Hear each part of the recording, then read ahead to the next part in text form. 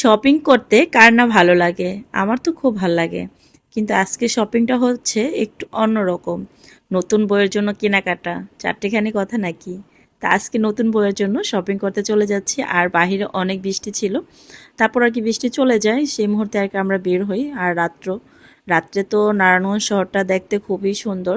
আর এই লেকের পাড় তো আরো বেশি ভাল লাগে। আর এমনি তো আমার একা বের হতে একদমই ভাল লাগে না। আর এদিকে তো আর্জেন্টিনার পতাকা ছিঁড়ে একদম উল্টাপাল্টা হয়ে গেছে, তাকে দেখে একটু কষ্ট লাগলো।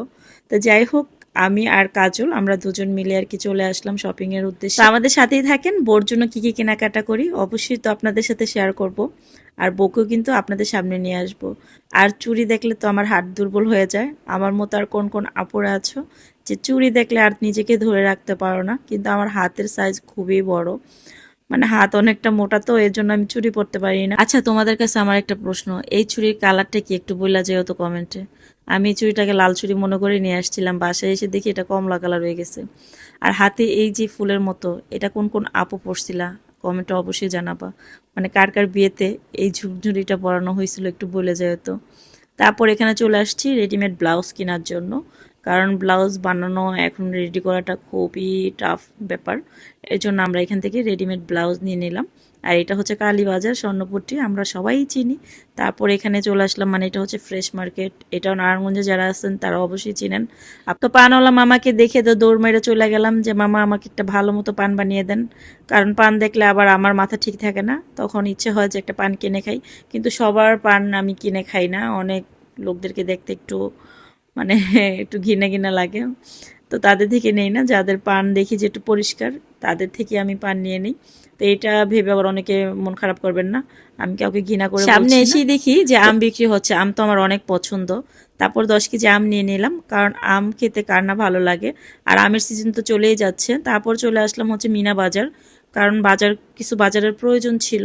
আর যেহেতু সব কিছু আমার একা হাতে সামলাতে হয়, তো বাজারটা আমার নিজেরই করতে হয়, খুবই কষ্ট হয় মাঝে মধ্যে তো বাজার করা কিংবা রান্না করা, মানে সংসারের এই কাজগুলো না আমার খুব কষ্ট হয়। এই জন্য আমার মাঝে মাঝে মনে হয় যে আমার হাজবেন্ডকে আরেকটা বিয়ে করাই দিই। এইটা বললে তো অনেক ভাইয়াদের মন খারাপ হয়, আপু বিয়ে করে দেখেন, তখন দেখবেন যে আমি কি করে। ঠিকই কইছেন, এই ভয়েই বিয়ে করাই না। না, সবার আগে আমি আমার হাজবেন্ডকে বিয়ে করাই দিতাম। আরেকটা মজার কথা শুনবেন, কুয়েতেও আমি সেম কাজটা করতাম। যখন কোনো সুপার শপে যেতাম, আমি আমার জন্য খাবার নিয়ে খেতে খেতে তারপর বাসায় যেতাম। মানে আবার ভাইবেন না যে আমি ফ্রিতে খাবার নিয়ে যেতাম, আমি খাবার খেয়ে তারপর ওইটা বিল করে তারপর আসতাম। তো এইখানে আসার পরেও সেম অবস্থা। তো মিনা বাজার আমি যখনই যাই তখনই কিছু একটা ঠান্ডা বা আইসক্রিম নিয়ে তারপর খেতে খেতে তারপর বাজার করি। এই ব্যাপারটা আমার কাছে ভাল লাগে। তো ওরাও জানে, এখানে আস্তে আস্তে ওদের সাথে পরিচিত হয়ে গেছি।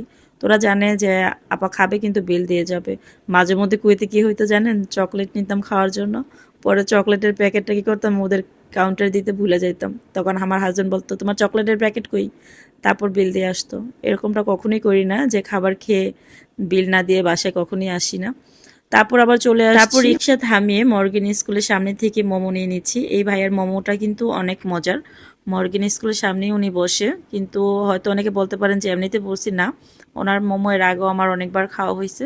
তো পার্সেল নিয়ে নিলাম, আর যেহেতু আমরা রিক্সার মধ্যে ছিলাম রিক্সা দাঁড়া করে তারপর নিয়ে নিলাম। তো আমার বাচ্চাদেরও ওনার মোমোটা খুবই পছন্দ, ভালো লাগে। তারপর চলে যাচ্ছি বাসায়, বাই বাই, টাটা, আল্লাহ হাফেজ।